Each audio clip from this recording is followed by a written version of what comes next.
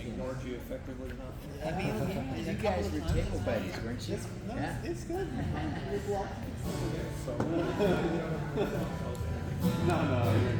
You're all right.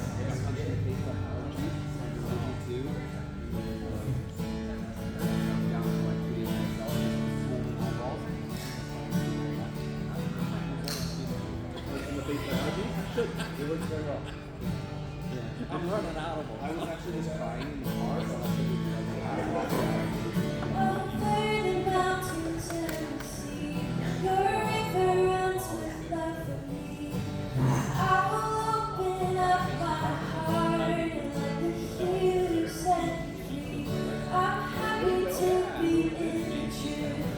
I will daily lift my hands, but I will always see when your love comes down. I can sing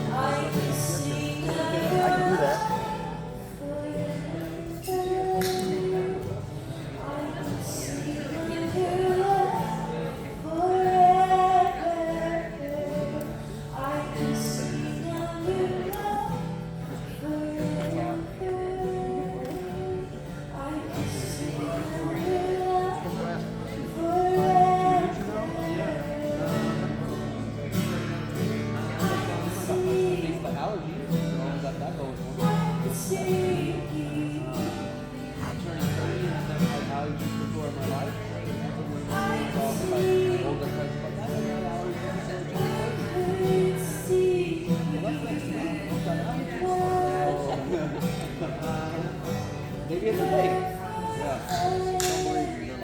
Yeah, I've never been out of East Central in my life. I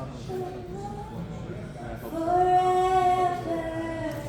Wonder if you have any moments I mean, I've never.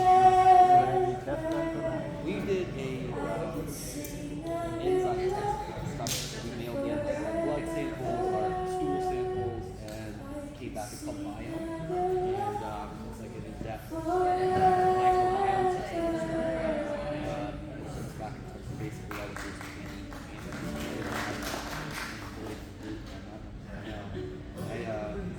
Mostly it's like you eat too much, right? And you eat too much caffeine. The rest of the cortisol is too high. Cortisol level soaring. But for that, I was like, oh, you drink too much caffeine, so I'll have 2 more. And I listened to that real good. But no, I didn't actually go out direct for just gluten. Yeah. Just I find that allergies. yeah, no. But they'll eat all the things that ants, dogs, alfalfa, everything. Yeah, that's Oleander. I grew up in Arizona. I had bad allergies. Your praises. Bad allergies. Well, back then it was a lot of oleander, pollen. We had a lot of nuts. Most of these over the I never was never have any issues with bloating. Maybe My son gets that on his office.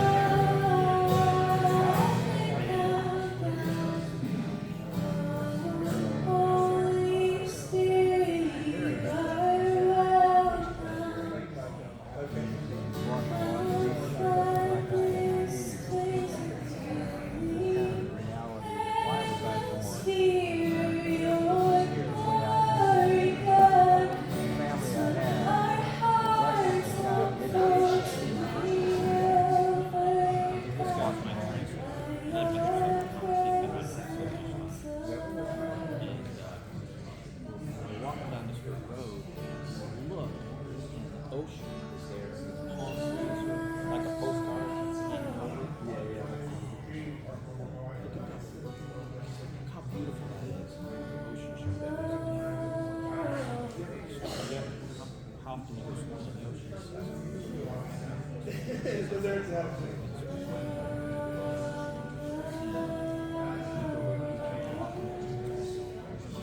guy taught himself translating for us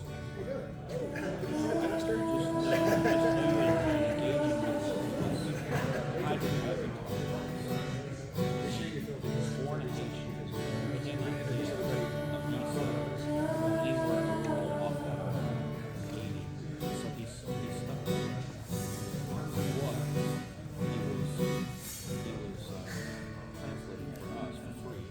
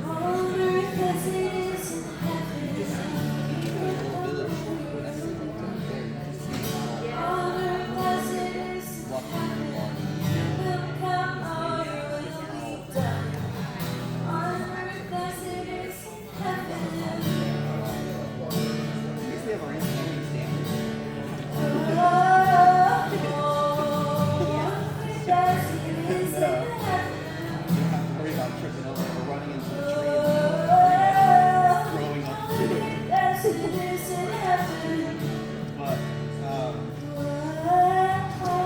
But other than that, like also like these quality bikes, the thing that is always made me like so you go there.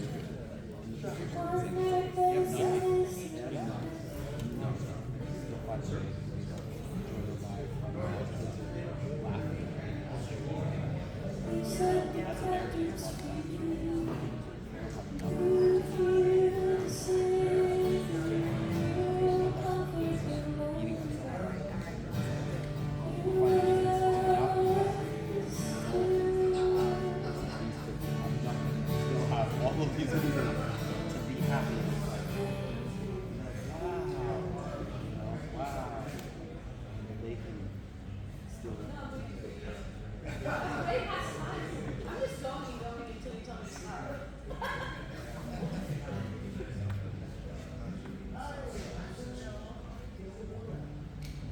What's your ask?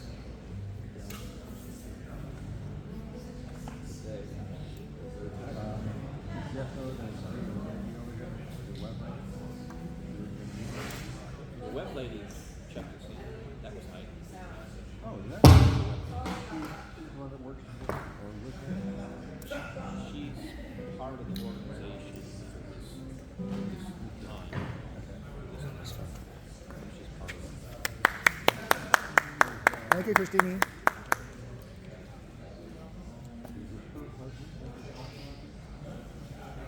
The guy who's the helper. No. So Heidi works on it. Okay. She's IT savvy and she's doing the right and she got done. That's all she's done. And she's worked on the web up to some point already? She hasn't worked on the web yet, but I've seen her website. Yeah.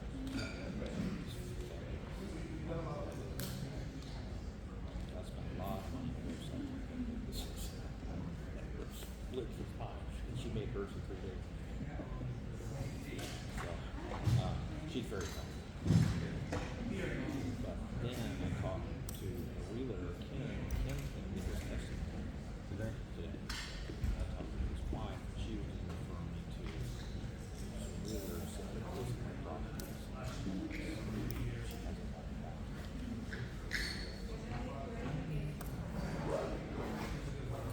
And Ken also referred me to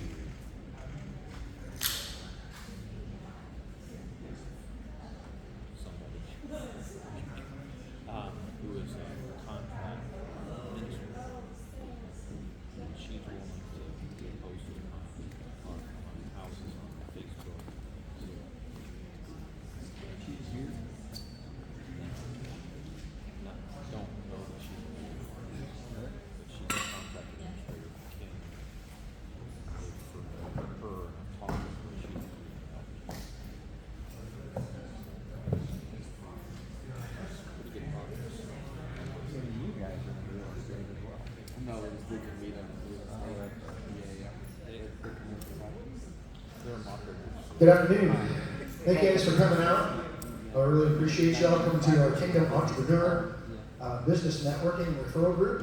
We've grown and grown, and we're glad you're here. So my name is Ken Renner. I'm a real estate broker here in Austin. And I've been here now for 30 years, and I've been in the business for 40 years. So I just wanted to, once again, thank everybody for coming. We're going to open up with prayer. So David, our prayer warrior here. I get to open and close. How about that? and close. So the next time you see me, we can tell you to go home. But anyway, Lord, we just thank you for today. And we just thank you that nothing surprises you. There's no surprises. Lord, we thank you that today is your idea. And it's a good idea, it's a God idea, Lord. I just pray a blessing over each and every person in this room. I pray a blessing over this food, that it nourish our bodies. I pray that we have open ears, open hearts, and open minds to receive the anointed word that's going to go out today. We pray all that in Jesus' name. And his church said, Amen.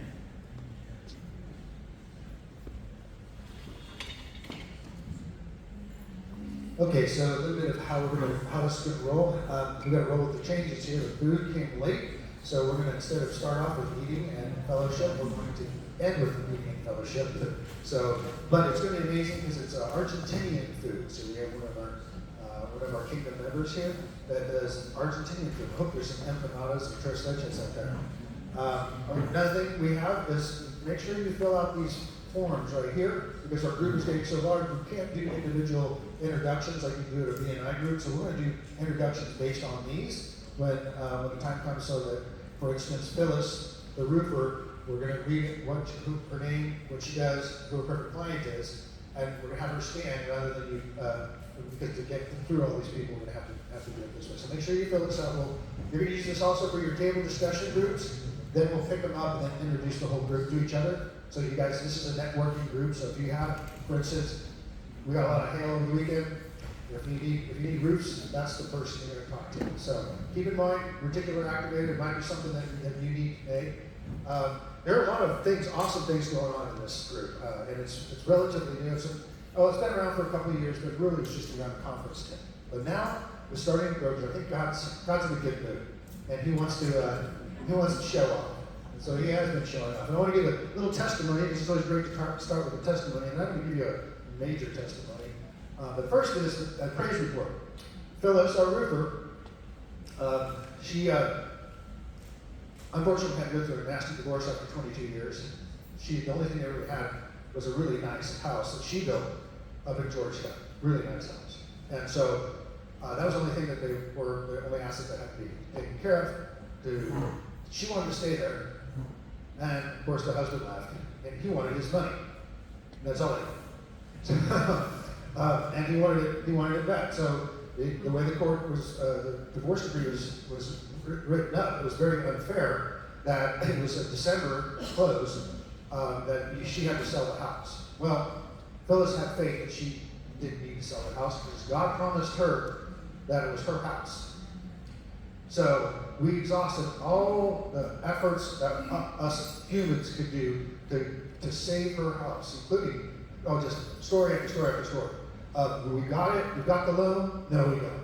We got it, we got the loan, okay. So, end of the story. Jeff Lewis referred Gabe around? Okay, he's part of our group. And Gabe, at the last minute, was able to get her house funded when there was no other options. We were already working with lenders for over a year to try to get her a loan. She's self-employed, she can't get a loan, It closed on Friday, Cinco de Mayo, which happens to be Independence Day. So it's closed, and that was the date. That was the court date where the judge could have held her in contempt of court for not following instructions in the divorce decree. Closed that day, signed off, everything's done. The house is hers. All right. Praise God. Miracles do happen. Okay. All right. So I'm going to try to do this. I read the book. It's called The Promise. So it's kind of the promises we're talking about here. There's going to be some tears, I can tell. She did save her house. God promised her that house. So this is actually a manuscript, and it's that I've written. It's called The Promise. It has to do with a near-death experience that, you know, what is this all about with the business meeting, right? No, but trust me, it's going to be dark and deep, but it gets really good, really quick. It's my own testimony of my life and how I came to get saved, truly saved, pulled out of the pit of hell by Jesus. Okay with that? Yeah. Are you also ready to go on a tour of heaven? Yeah. Because that's what he did. He took me on a tour of heaven. So, here we go. I have not done this testimony. I've done a couple little private groups, written the book. It's been sitting on my shelf for 5 years because there's one more chapter that needs to be written. And I'm being released to write that chapter this month. So, anyways, I was born in 1963, so I'm turning 60 this year. Been married to my wife, beautiful Michelle, for coming up on 30 years on 9/11. No joke, 9/11. So we'll be our 30-year anniversary. Been in the real estate business for 40 years, so there's a lot of celebrations this year. But right now, what I'm really excited about is the release of this book because it's going to save lives. And it has to do with suicide. The problem with our society is that the stats are terrible for teen. It's the second cause of teen death. 20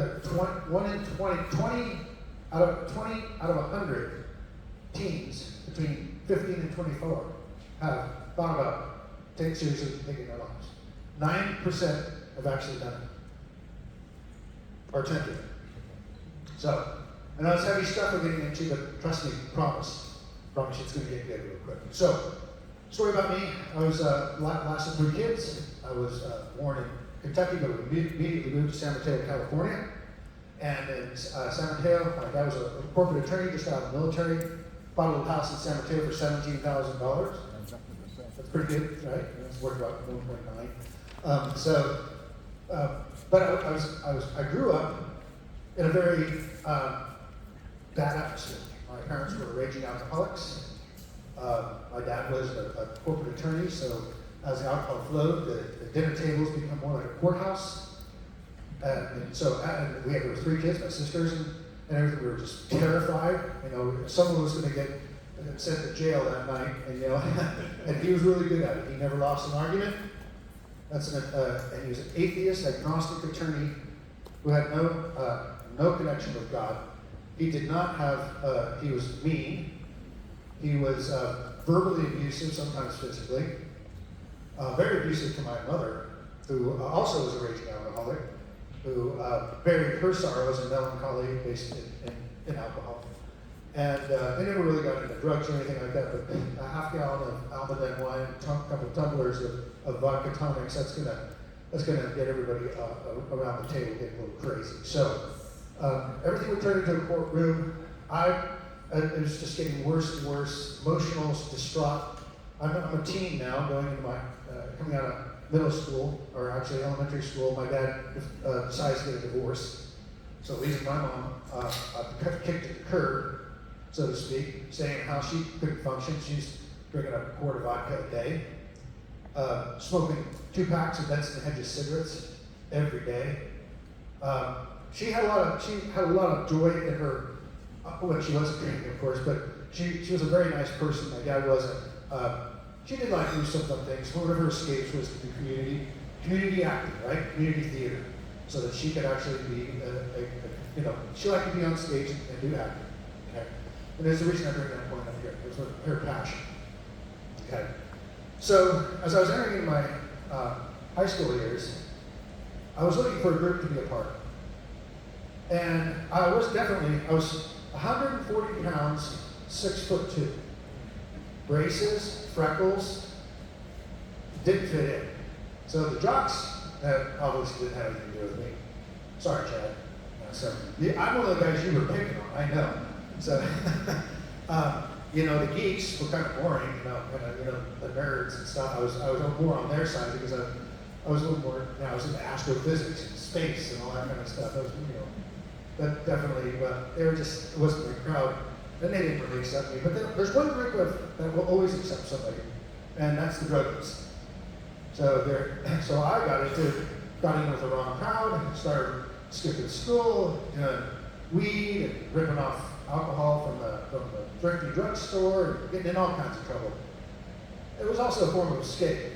So it was a form of escape, and so it was really what I was looking for. Get away from all the pain of this horrible life of being at home, being abused every day, verbally mostly. And so, but then it got worse. So I started getting a little more heavier into some other stuff. I basically had tried every drug out there except for heroin. So I was now officially in my teen years designated a druggie at the school. And I was also being kind of ostracized by the school staff and all that kind of stuff, suspending me and all that kind of stuff. Well, it was really tough. And I just got worse and worse. That was my escape, so I got worse and worse. I loved listening to music. That was the 70s rock and roll. That was the stuff I was into. And so that was kind of an escape with the headphones on and get away from the world. But eventually that stuff caught up. Acid was the one. It's LSD, major hallucinogenic. That's the one that was $5 for a little square that keep you high all day. Oh well, sign me up. It was like, it's bad. So bad stuff. What it does is it amplifies whatever mood you're in. It amplifies it 1,000-fold. So if you're feeling good and you're having a great time and laughing with your friends, it's 1,000-fold. The problem is going the other way. If you're not feeling so good and you look down at your arms and you're a 140-pound skeleton, it can get really ugly really quick. These trips go into really nasty places. You start seeing and hearing demons. You start opening up portals and doors to things that you should never see. It was incredibly scary, and it was really, really terrifying. So that wasn't a good scene, say around 10th, 11th grade. Then I went downtown with my mom. She had to go see a doctor, and she came back out after about 3 hours. I was down in the car from downtown LA, big building, beautiful bright sky. She came down, and she was really distraught. She was crying. She got in the car, started listening to that song. Hey, Mom, I want to listen to a song. It's from Styx. It's, babe, I'm leaving, must be on my way. Time is coming near. And I'm like, she busted into tears because it was about a song about somebody leaving. Well, she'd been diagnosed with stage 4 cancer. So I found out about that a little bit later. And of course, that just changed everything. And it was really bummer. So my dad he felt that because she only had 6 months or a year to live at the most, that maybe it would be good that I wasn't in Southern California. Maybe it would be good if I was able to go somewhere else. And I was able to go to Nana Flakes, which is up in the high Sierras. So my sister and her boyfriend were living in an apartment up there. He said, hey, maybe it'd just be good just to get out of Dodge, and we'll see what see if you can just get away from this nasty thing that's going to happen over time. So I did. I went up there and enjoyed living in the mountains and everything. And then my sister, who was living with her boyfriend, couldn't handle a lot of stress and a lot of abuse he was doing. So she said she's going to a week-long vacation in Hawaii. And she went on a week-long vacation and never came back. Well, I'm still living with the ex-boyfriend, and he's not very nice. He's not very happy. I ended up renting some Hell's Angels, and they were obliging to be able to get me back to the LSD and wanted that escape and everything. And I started going downhill again. And then, get the word in September, my mom was passed. And kind of really sent me into a little tizzy. Because my sister had left me, my dad had left for Alaska. My other sister I hadn't talked to for years. I was basically completely abandoned. And I was having these horrible hallucinations. And around November, it got so bad. See, it goes from just depression to despondency. You get to the point where you just don't care about anything. You're just a zombie.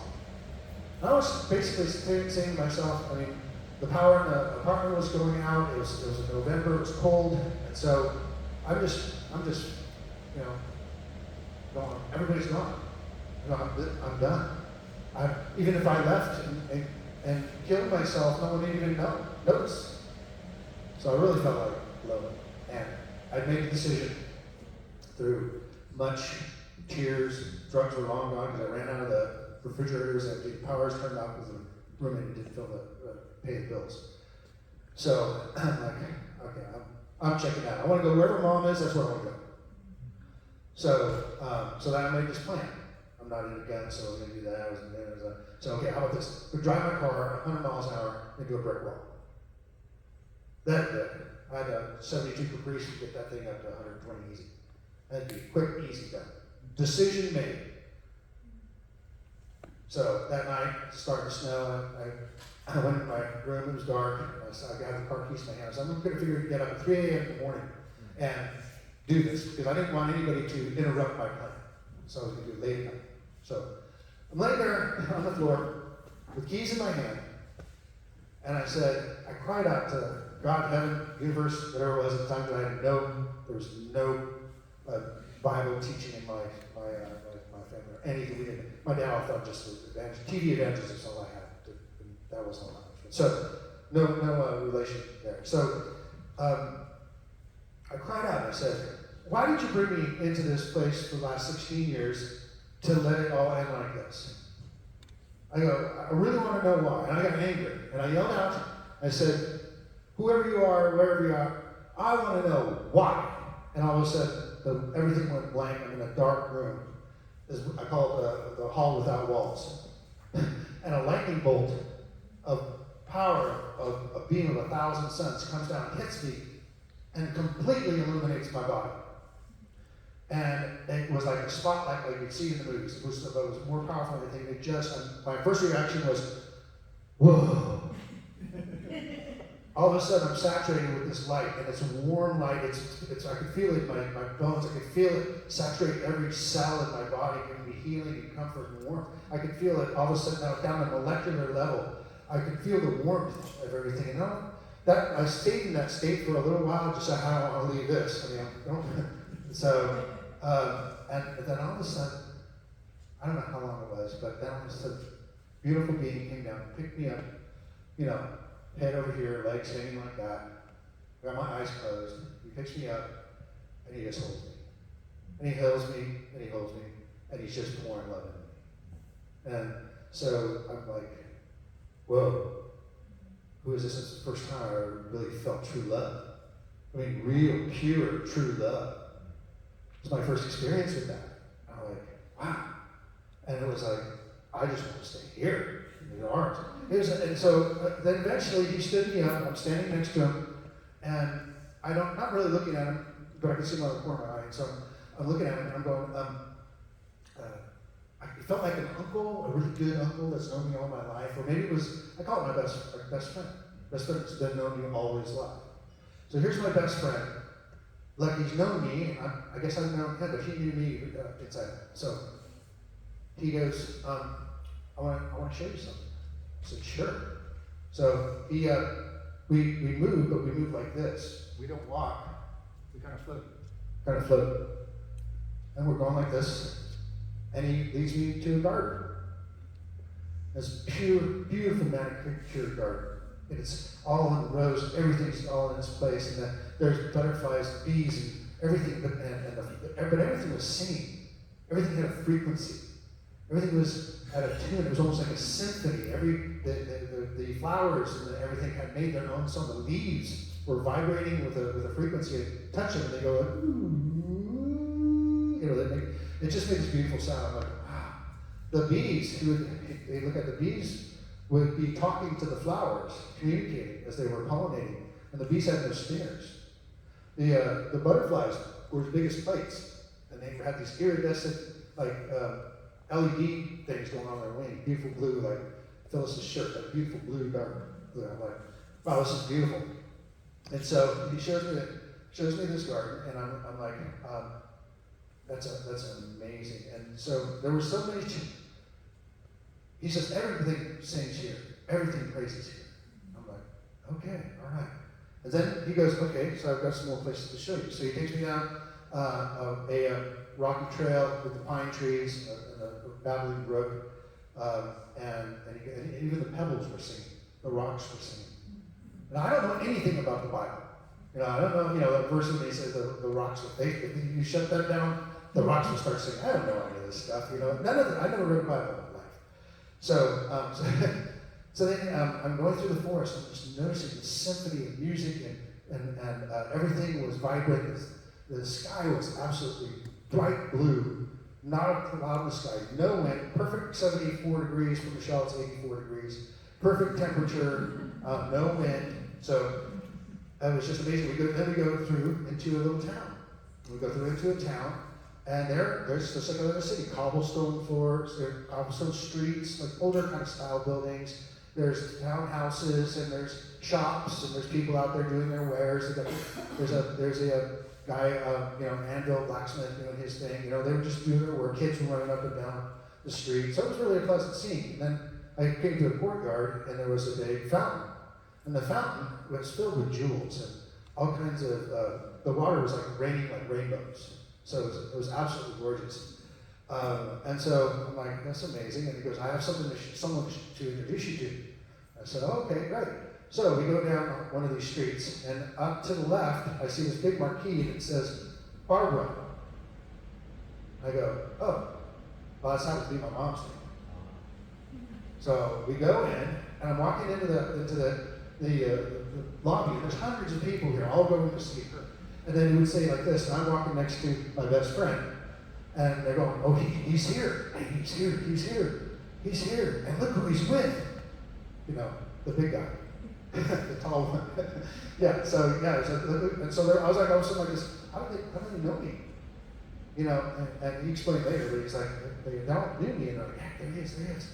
So we go into the theater, and there's my mom on stage, closing out the first act. Totally, just amazing performance. The lights go down, the crowd roars. She comes around after the applause settles down. She comes out the side door, and she comes and approaches me. And there is my mom. And I'm able to run up, give her a big hug. And I said, Mom, I didn't know where you went. I didn't know where you were going to be. I just wanted to be with you. And here I am. She goes, and my name is Rib, so she called me a nickname. So she's Ribby. She goes, no, there's no death here. There's no tears. They're all wiped away. There's no death here. There's no sickness. There is no depression. You get to do what you want to do, what you're on purpose to do. So I got to sit down at the little table with Jesus.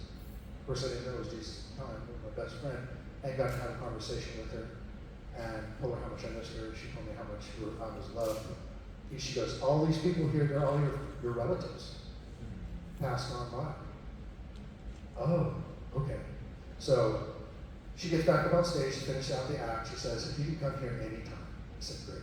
So anyways, I get in Jesus says, he just goes, okay, I guess I didn't want to show you. I've got to speed this up because we're running out of time.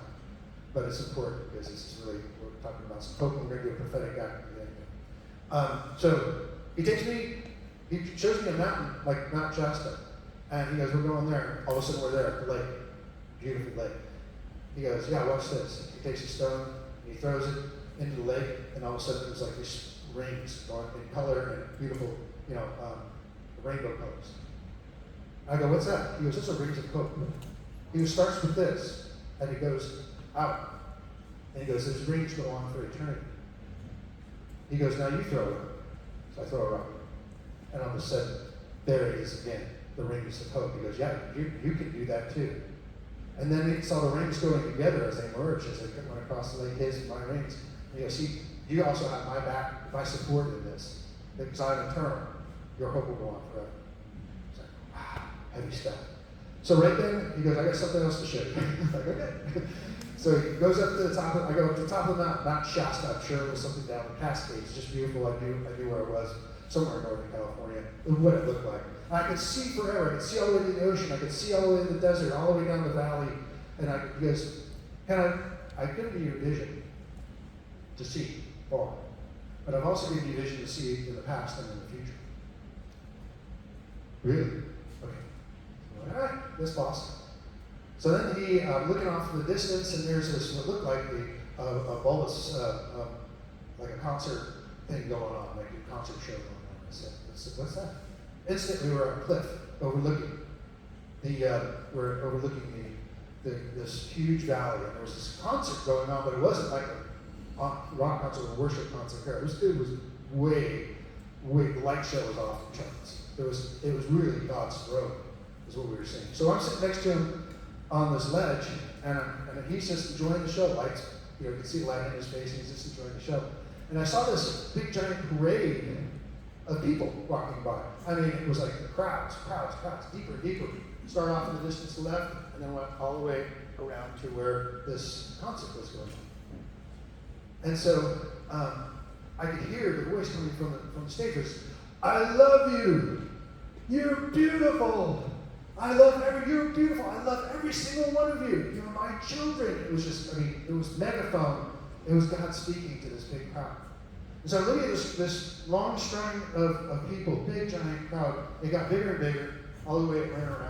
And all of a sudden, right in front of me, you could see these golden chosen ones. They were gold. They were lit up like gold. And what they were doing is they were now lighting up other people around them. I go, "Who's that?" He goes, "Those are my golden chosen. Those are my chosen ones." And they've got gold in them. And when they touch somebody else, they turn to gold. So it was like, he goes, "You recognize anybody down there?" I said, he goes, "Your sons and daughters are right there." And I said, "Hold it, I'm 16. He goes, yeah, they're there." So I go, "Oh, and then if you look further to the right, you'll see your grandchildren and your great-grandchildren." And I'm like, "Oh my gosh." I go, "What about to the left? There wasn't as many gold chosen ones." She goes, "Oh, those are your relatives." Cloud of witnesses. He didn't say that, but that's what I inferred back. And they've been rooting for me all along. So he goes, "This is what it's like. This is what it's like in heaven." And I said, "Amazing." Boom, we're back to the room without walls, but this time it was more lit up like this. And there's this big swirling pit going down here, and it's had this horrible noise. It was oozing stuff, and there's weird sounds coming from it. It smelled terrible. And then there was Jesus. And he goes, "Do you have a church today?" I go, "Well, what's that?" He goes, "Well, until I showed up, you were headed for that. And if you still want to do that, it's your choice. But that's where you're going to end up, and there's no escape from it." I go, "I'm still tempted."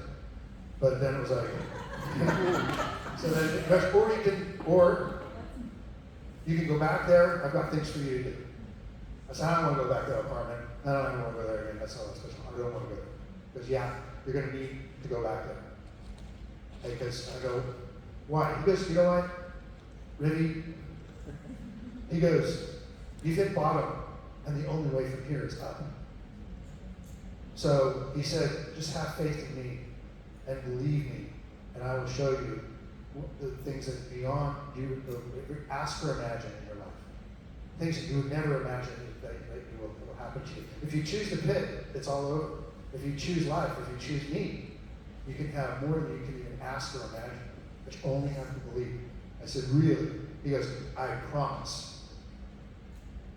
So, since my time is running late, I had an epiphany 21 years exactly to the day later, it was 11/11/01, which was 21 years after the visit. I'm not going to go into the epiphany. You're going to have to get the book. But it was an epiphany where I met Jesus again, and at that point he was in a big giant mega church. I saw the Holy Spirit. Michelle was sitting right next to me, and she's like, "Where?" I go, "Yeah." So I said, "Right there." She's like, "I don't see it." She's good at seeing the Spirit, but she can see it. So, anyways, God told me. He showed up. I saw the Holy Spirit. Then I saw a second figure, which is 60 feet tall, in the sanctuary, and he goes, "I told you I promised." So I was celebrating the fact that I had a beautiful wife of now 30 years. I had 3 at the time, 2, but soon to be 3 beautiful kids. I had a thriving business. I had a really nice house. We had property. We had things. And I was building a relationship with Jesus through the church again, getting to know him. Now I'm still starting to read all these things in the Bible, and I'm going, "I remember that. I saw that. I remember that. I saw that." So these promises are true, and they're yes and amen. And the Bible is filled with all of those promises, right? I mean, so I've got some for you, and we're gonna do a little quick prophetic back. But Proverbs 19 says, many are the plans in a man's heart, but the Lord's purpose. So I think sometimes we put some stuff on our shelf, or maybe some things that died in the past.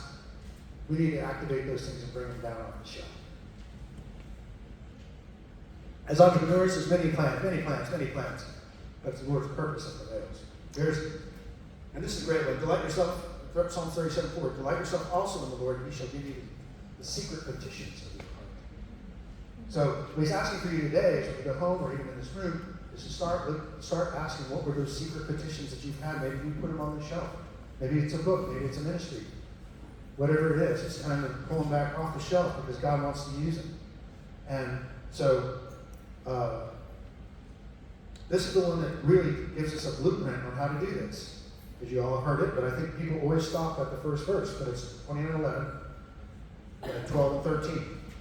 For I know the plans I have for you, declares the Lord, plans to prosper you and not to harm you, plans to give you a hope and a future.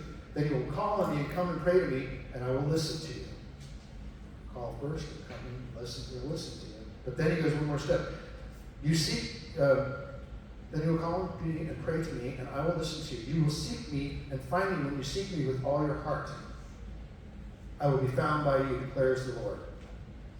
So that's the formula, is that we have to pursue with all our heart. Show us what those DNA dreams that you've given us all in the past. I'm just giving you an opportunity to do this with me right now. I want you all to stand up. I want to give you need to be able to have room to be able to take just one step forward. Okay, so make sure you can take one step forward. So God wants to let you know that He's proud of you. He's proud of each and every one of you. As entrepreneurs, we're always kind of seeing the future. We strive. We think recession's coming. We've got all this crazy stuff going on. You just don't know what's happening. Look at the real estate market. Oh, come on, crazy. So, it's not all the uncertainty. But you know what He wants to do? He wants you to think back. You close your eyes and think back over the last several years, how far He's brought you. How many promises He has given have come true. Let's just close your eyes and just think about the promises that have been fulfilled, the miracles that have happened, just like what happened to Phyllis. We know these miracles have happened to everybody. And how proud He is of you for what you've done in your business, your family, in your lives. He wants you to raise your right arm as high as it goes. And look at me for a second. He wants you to do this. Well done, good, faithful. Well done. The next thing He wants you to do is take all those promises that He had, all the promises in the Bible that you stand on, and all those things that maybe have been left on the shelf. He wants to put them in a big treasure chest right in front of you, or let's just call it a big bag, or whatever it is. So prophetically, take all those dreams that are put on the shelf or that are yet to be fruition, put them in front of you. Prophetically, put them in front of you. And now, Lord wants you. Oh, if it's Jesus, I'll take the call. So make sure you have all those treasures, plans, dreams, everything in front of you. And now take a step forward into it.